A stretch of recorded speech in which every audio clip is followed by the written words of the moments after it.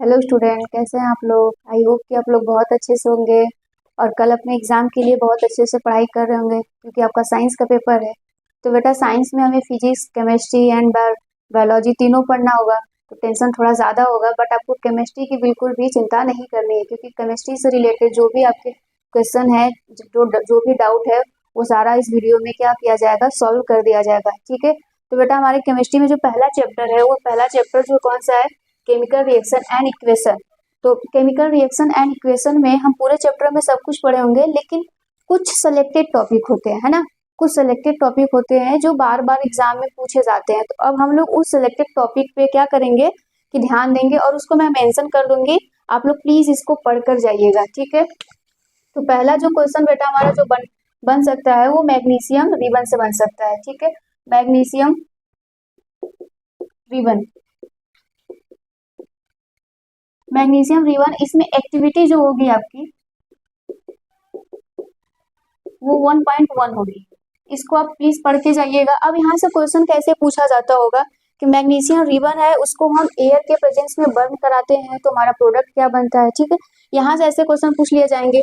और जो हमारा दूसरा क्वेश्चन होगा, जो दूसरा क्वेश्चन होता है, वो बनेगा केमिकल इक्वेशन।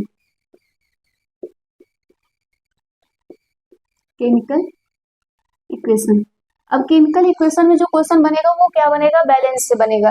बैलेंसी बैलेंसी करना हमने सीखा है ना, तो ठीक है, उसमें से हमारा जो क्वेश्चन बनेगा वो है बैलेंसी से बनेगा। और बैलेंसी में कैसे क्वेश्चन पूछ लिया जाते हैं,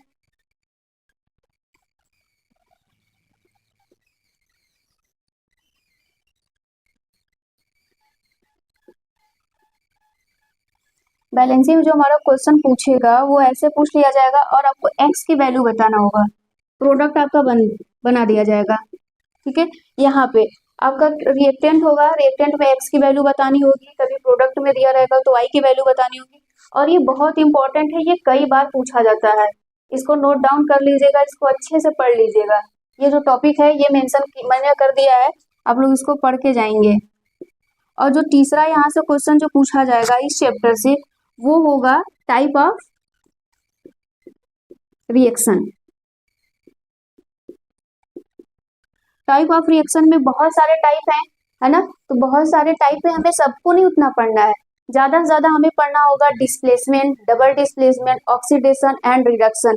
उसमें ज्यादा ध्यान देने वाली बात क्या है कि अब ये क्वेश्चन डायरेक्टली भी पूछ सकता है और इनडायरेक्टली भी पूछ सकता है। डायरेक्टली का मतलब ये होगा कि आपसे पूछ लिया जाएगा कि डिफाइंड करिए कि डबल डिस्प्लेसमेंट रिएक्शन क्या होता है, डिस्प्लेसमेंट रिएक्शन क्या होता है, और विथ एग्जाम्पल। एग्जाम्पल अगर आप नहीं देते हैं तो कोई मतलब नहीं रहेगा। आप एग्जाम में अगर एग्जाम्पल लिख देते हो बेटा, तो आपको पूरा का पूरा मार्क्स मिलेगा, बिल्कुल मैथ की तरह। तो यहाँ से पूछ लिया जाएगा, टाइप ऑफ रिएक्शन में पूछ लिया जाएगा कि आप लोग बताइए कि डबल डिस्प्लेसमेंट रिएक्शन क्या होता है, या फिर आपसे इक्वेशन दे दिया जाएगा, पूछ लिया जाएगा कि मेंशन करिए कि ये कौन सा रिएक्शन है ना। तो इस सारे टॉपिक्स को आप लोग क्या करिएगा, पढ़ के जाइएगा। और जो सेकंड जो क्वेश्चन पूछा जाएगा, वो पूछा जाएगा कि एक्टिविटी। एक्टिविटी में क्या होगा, एक्टिविटी आप पढ़िएगा एनसीईआरटी का 1.7। 1.7 एक्टिविटी में क्या होगा, रिएक्शन ऑन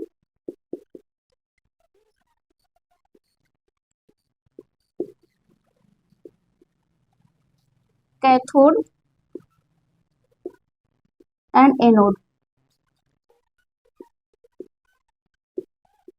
ठीक है, जो दूसरा होगा क्वेश्चन पूछा जाएगा एक्टिविटी 1.7, यहाँ से पूछा जाएगा reaction on cathode and anode.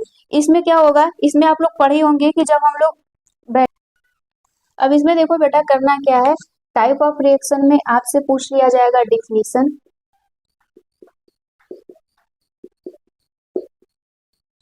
Plus example. अगर आप एग्जाम्पल नहीं देते हो तो आपका डिफिनीशन देने का कोई मतलब नहीं है। एग्जाम्पल आपके लिए बहुत मोस्ट है, आप लोग प्लीज करके एग्जाम्पल पढ़ लीजिएगा। और टाइप ऑफ रिएक्शन को सारे जितने भी टाइप हैं आप पढ़ के जाइएगा, डबल डिस्प्लेसमेंट, कॉम्बिनेशन, ये सब जो भी है। ठीक है, तो इतना बेटा आप स्क्रीनशॉट ले लो जल्दी से।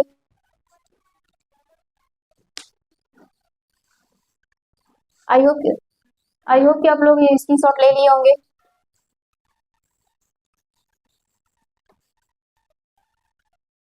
ठीक है, अब हम इसमें देखते हैं नेक्स्ट टॉपिक। नेक्स्ट टॉपिक में हमारा जो क्वेश्चन पूछा जाएगा वो पूछा जाएगा identify the reaction, identify the type of reaction. ठीक है, इसमें से पूछ लिया जाएगा, आपको रिएक्शन दे दिया जाएगा, उसको आइडेंटिफाई करना होगा कि कौन सा रिएक्शन है और कौन सा नहीं है। और जो नेक्स्ट बनेगा वो एक्टिविटी से बनेगी, एनसीईआरटी की एक्टिविटी आप लोग पढ़ के जाइएगा। ये होगा 1.7। इसमें क्या पूछा जाएगा, इसमें जो पूछ लिया जाएगा वो पूछा जाएगा reaction on cathode and anode. इसको आप पढ़ के जाइएगा, एक्टिविटी होगा reaction on cathode and anode. आप लोग बैटरी वाला देखे होंगे ना, बैटरी में क्या होता था, हमारा रिएक्शन होता था तो उसमें एनोड और कैथोड लगा रहता था, तो वहां से आपसे पूछा जाता था ये वाटर, यही वाटर होता था, ये ब्रेक डाउन करता था। तो यहाँ पे क्वेश्चन ये बनेगा कि आपके एनोड पे कौन सा रिएक्शन होगा और सॉरी कैथोड पे कौन सा होगा और एनोड पे होगा। तो इसको आप एक्टिविटी एनसीईआरटी की लाइन है, इसको पढ़ लीजिएगा। फिर जो नेक्स्ट बनेगा हमारा क्वेश्चन वो भी एक्टिविटी से ही बनेगी। एक्टिविटी जो होगा वो 1.9। जितना भी मैं एक्टिविटी कह रही हूँ, जितना भी एक्टिविटी मैं कह रही हूँ एनसीईआरटी का, उसको आप लोग प्लीज पढ़ के जाइएगा अच्छे से।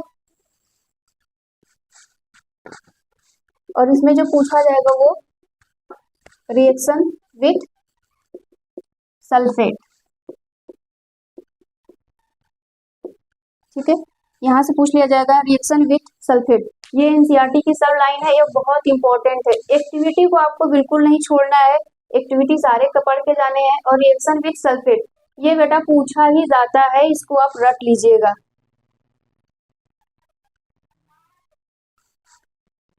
हेलो बच्चों, जो पहला चैप्टर है हमने उसको कवर कर लिया था केमिस्ट्री का। अब दूसरा जो चैप्टर है वो कौन सा है, acid base and salt. Acid base and salt में हम लोग तो पढ़े तो सब कुछ है, लेकिन हम कुछ इंपॉर्टेंट चीजों को एग्जाम में पढ़ कर जाएंगे, जो क्वेश्चन यहीं से आते हैं बेटा। यहाँ पे मैंने मेंशन कर दिया है। तो जो पहला हमारा क्वेश्चन पूछा जाएगा, एसिड रिएक्ट विथ मेटल, है ना, यहाँ से पूछा जाएगा। और एनसीईआरटी की जो एक्टिविटी है, एनसीईआरटी की एक्टिविटी है उसको आप लोग पढ़ कर जाइएगा। एक्टिविटी है 2.3, यहाँ से पूछ लिया जाएगा। और जो दूसरा हमारा जो क्वेश्चन पूछा जाएगा वो पूछा जाएगा metal carbonate and hydrogen on carbon at react with acid. यहाँ पे जो कहने का मतलब है कि इसमें हमारा प्रोडक्ट क्या बनेगा, तो वो प्रोडक्ट जो होता है वो कैल्शियम हाइड्रोक्साइड वाली बात कर रहा है। वो कौन सी बात कर रहा है, कैल्शियम हाइड्रोक्साइड। और ये जो एक्टिविटी है एनसीईआरटी की जो एक्टिविटी है वो वहां पे मेंशन होगा 2.5। इसको भी आपको क्या करना है, पढ़ के जाना है। और जो नेक्स्ट क्वेश्चन जो हमारा पूछा जाएगा वो पीएस से पूछा जाएगा। पीएस में क्या होगा कि बहुत इंपॉर्टेंट है बेटा, इसको कुछ भी कर लो, इसको पढ़ के ही जाना है। यहाँ पे इंपॉर्टेंट इसको कर दीजिएगा।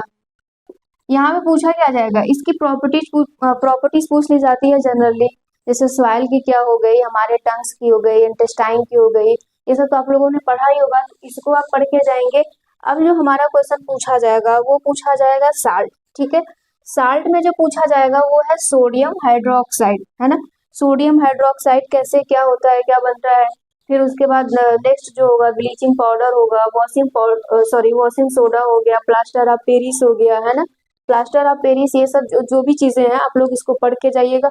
और यहाँ से बहुत टफ क्वेश्चन नहीं बनना है, बहुत सिंपल पढ़ना क्वेश्चन बनना है जो आप लोगों ने पढ़ा ही होगा पहले। तो यहाँ से क्या बनेगा, फॉर्मेशन पूछ लिया जाएगा आपसे, है ना।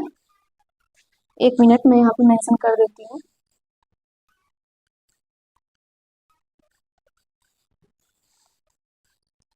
यहाँ पे जो आपसे पूछा जाएगा, मान लीजिए इन्हीं सब का है, ठीक है, तो यहाँ पे पूछा जाएगा कि formation of reaction, formation of reaction पूछ लिया जाएगा। और इसका पूछा जाएगा यूजेस, और इसका क्या पूछा जाएगा, यूजेस। तो आप लोग इतना ही पढ़ के जाएंगे तो आपकी केमिस्ट्री। बच्चों इसके पहले हमने केमिस्ट्री के 2 चैप्टर को कवर कर लिया। पहला चैप्टर हो गया, दूसरा चैप्टर, और तीसरा जो हमारा चैप्टर है वो कौन सा है, मेटल एंड नॉन मेटल। ठीक है, मेटल और नॉन मेटल में हमें पढ़ना क्या क्या है, यहाँ पे मैंने इसको मेंशन कर दिया है। जब मैं इसको समझा लूंगी तो आप क्या करिएगा, स्क्रीनशॉट जरूर ले लीजिएगा, ठीक है। तो इसमें क्या है, पहला जो क्वेश्चन हमारा बनेगा वो chemical properties of metal. Chemical properties of metal में पूछने वाला चीज क्या होता है कि ये रिएक्शन कैसे हो रहा है, कैसे नहीं हो रहा है, आप लोग पढ़े होंगे, उसको वहां से देख लीजिएगा। Reaction with acid base acid base metal oxide, यहाँ से पूछ लिया जाएगा मेटल ऑक्साइड क्या होता है, कैसे बनता है, ये पूछ लिया जाएगा। अब जो हमारा नेक्स्ट क्वेश्चन जो बनने वाला होगा वो नॉन मेटल से बनेगा। तो नॉन मेटल में क्या बनेगा, नॉन मेटल ऑक्साइड। इससे ज्यादा क्वेश्चन नहीं पूछे जाते, लेकिन अब क्या करिएगा, इसको पढ़ के जाइएगा, छोड़ना तो हमें है नहीं, क्योंकि बोर्ड एग्जाम है तो हमें सारी चीजों को क्या करना होगा, ध्यान से पढ़ के ही जाना होगा। फिर जो हमारा नेक्स्ट टॉपिक है, इस पे क्वेश्चन जो पूछा जाएगा वो एमसीक्यू में पूछा जाएगा, वो इंट्रैक्शन ऑफ मेटल। फिर जो दूसरा होगा वो होगा कैल्सिनेशन, रोस्टिंग, सल्फाइड ओरे क्या होता है, इन सब के बारे में हमें अच्छे से पढ़ के जाना है, स्पेशली ये, क्योंकि ये दोनों जो है वो इम्पोर्टेंट है और यहाँ से क्वेश्चन बनना ही है। कभी कभी लॉन्ग में भी बन जाएगा, कभी कभी एमसीक्यू में भी बन जाएगा। तो जो अधिकतर देखा गया है कि वो एमसीक्यू में ही बना है, लेकिन छोड़ना नहीं, हमें कोई भी टॉपिक इसको हमें पढ़ के जाना है। और जो सेकेंड जो हमारा टॉपिक होगा नेक्स्ट इसके बाद, वो है आयनिक कंपाउंड। अब आयनिक कंपाउंड में क्या होगा, आप लोग पढ़े ही होंगे ना, ये NaCl, इसके बारे में बहुत अच्छे से। तो यहाँ पे क्या है, formation of NaCl with diagram. अब बेटा डायग्राम से हमें ये माइंड में चल रहा होगा कि इसका अच्छा कैसे कुछ फोटो टाइप का होगा क्या, डायग्राम नहीं, आपने पढ़ा ही होगा है ना, ऐसे ही तो होता था, सोडियम होता था और क्या होता था, कैल्शियम, ये ऐसे होते थे ऐसे, और यही यही इनके बीच क्या होता था, ऐसे हम लोग बनाते थे कुछ करके डायग्राम, यही तो इसका डायग्राम होता था, इसको लुईस स्ट्रक्चर भी कहते हैं। और जो नेक्स्ट जो हमारा टॉपिक होगा वो कोरोजन। शायद आपके सिलेबस में इसको अच्छे से पढ़ना नहीं था वो फर्स्ट चैप्टर में, बट यहाँ पे इसको क्या करना है, पढ़ना है, इसके बारे में पढ़ के जाइएगा। इन सारे टॉपिक को बेटा आप पढ़ के जाएंगे, बोर्ड एग्जाम में केमिस्ट्री से रिलेटेड आपके कोई भी क्वेश्चन छूटेंगे नहीं। तो प्लीज आप इसको स्क्रीनशॉट ले लीजिएगा और कमेंट हमें जरूर बताइएगा कि आपको ये वीडियो पसंद आ रहा है या नहीं। बच्चों हमारा जो तीन चैप्टर था वो कंप्लीट हो चुका है। चौथा जो चैप्टर है वो carbon its compound. Carbon its compound, इसको हम लोग कहते हैं कि हमारे केमिस्ट्री का सबसे इम्पोर्टेंट चैप्टर है 10th के बेस पे, कि सबसे हार्ड है क्या है, कुछ नहीं हार्ड है बेटा, अगर आप पढ़े हो तो क्वेश्चन को बहुत इजीली कर ले जाओगे। और मैंने यहाँ पे कुछ चीजों को मेंशन कर चुका है, आप इसकी शॉट ले लेंगे। तो पहला जो हमारा क्वेश्चन पूछा जाएगा वो प्रॉपर्टीज ऑफ कार्बन है ना। अब देखो मन में तो ये आ रहा है कि अच्छा ऊपर भी कार्बन प्रॉपर्टीज ऑफ कार्बन और नीचे भी, तो यहाँ पे मैंने केमिकल लिखा है, यहाँ पे क्या है फिजिकली होगा। जैसे कि हम कार्बन के बारे में कुछ भी जानते हैं, पढ़ते हैं, तो पढ़ा ही होगा ना कि कार्बन कैसा है कैसा नहीं है। तो यहाँ से पूछा जाएगा कि why 4 carbon in outermost, मतलब इस कार्बन जो होता है उसके आउटर मोस्ट में 4 इलेक्ट्रॉन क्यों होते हैं, ये आपसे पूछ लिया जाएगा। और जो दूसरा क्वेश्चन पूछ लिया जाएगा कि वाई ओनली 4 बॉन्ड, कार्बन में 4 बॉन्ड क्यों होता है, इसको हम टेट्रावैलेंसी क्यों कहते हैं, है ना। ये याद रखिएगा, ये क्वेश्चन पूछा जा सकता है, इंपॉर्टेंट है कि जो कार्बन के 4 बॉन्डिंग होती है ना, हमने पढ़ा है कि मेथेन ओथेन जो होता है वो 4 कार्बन है, तो यहाँ पे ये भी पूछ सकता है कि 4 बॉन्ड क्यों बनाता है या फिर टेट्रावैलेंसी, ठीक है। फिर दूसरा क्या है कि chemical properties of carbon. Chemical properties of carbon में क्या आएगा, सब्स्टिट्यूशन होगा, एडिशन होगा, ऑक्सीडेशन होगा, है ना। तो इनमें दोनों में सबसे इम्पोर्टेंट यही है, इसको आप इम्पोर्टेंट कर लीजिएगा। सब्स्टिट्यूशन ज्यादा पूछा जाता है ये, और एडिशन इसके कंपेयर थोड़ा सा कम, ये तो जनरली देखा ही नहीं गया है, अगर कभी पूछा ही गया होगा तो MCQ में पूछा गया होगा, ये डिटेल में नहीं पूछा गया होगा, बट ये सब्स्टिट्यूशन एडिशन इसको पढ़ के जाइएगा अच्छे से डिटेल में। फिर यहाँ पर है टाइप ऑफ ऑर्गेनिक कंपाउंड। अब बेटा ऑर्गेनिक कंपाउंड ये इस चैप्टर का सबसे मोस्ट, जिसको कह सकते हो कि बिना इसके इस चैप्टर का कोई मतलब ही नहीं है। तो यहाँ पे आपसे पूछ लिया जाएगा क्या, एल्केन, एल्केन, एल्कीन, एल्काइन, है ना। तो एल्केन और सॉरी इतना आप स्क्रीनशॉट ले लीजिए, फिर इसके आगे हम बताते हैं। आई होप कि आपने स्क्रीनशॉट ले लिया होगा। अब इसके बाद हम देखेंगे कि है क्या type of organic compound. Type of organic compound में बेटा हमें क्या क्या पढ़ना होता होगा,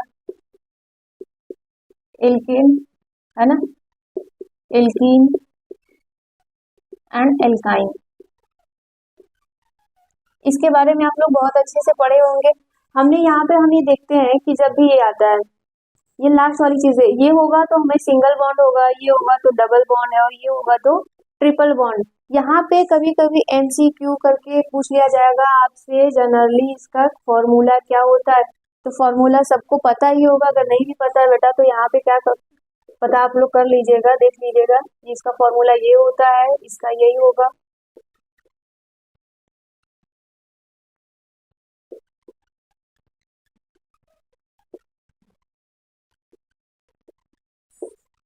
ठीक है, यही इसका फॉर्मूला होगा। ठीक है, आप लोगों को याद भी होगा।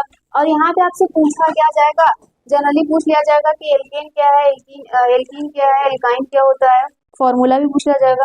और इसमें दूसरा पूछ लिया जाएगा कि होमोलॉगस,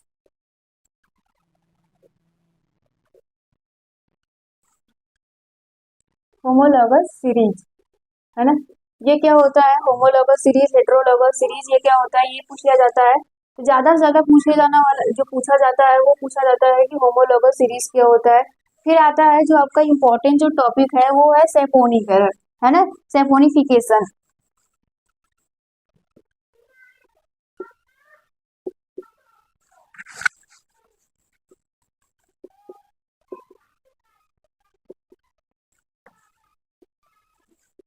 सेपोनिफिकेशन भी पूछ लिया जाएगा आपसे, कभी कभी यही पूछा जाएगा कि व्हाट इज सेपोनिफिकेशन, और या फिर रिएक्शन इसका। रिएक्शन बहुत इंपॉर्टेंट है, अगर आप इसको नहीं करोगे तो कोई मतलब नहीं है इसको बताने के लिए, तो आप हमेशा रिएक्शन पे ध्यान दे दीजिएगा। और दूसरा होगा एस्टरिफिकेशन, एस्टरिफिकेशन ये भी इंपॉर्टेंट है, और आप पढ़े ही होंगे कि जो एस्टरिफिकेशन है वो क्या है, इसी का उल्टा है ना, रिवर्स है।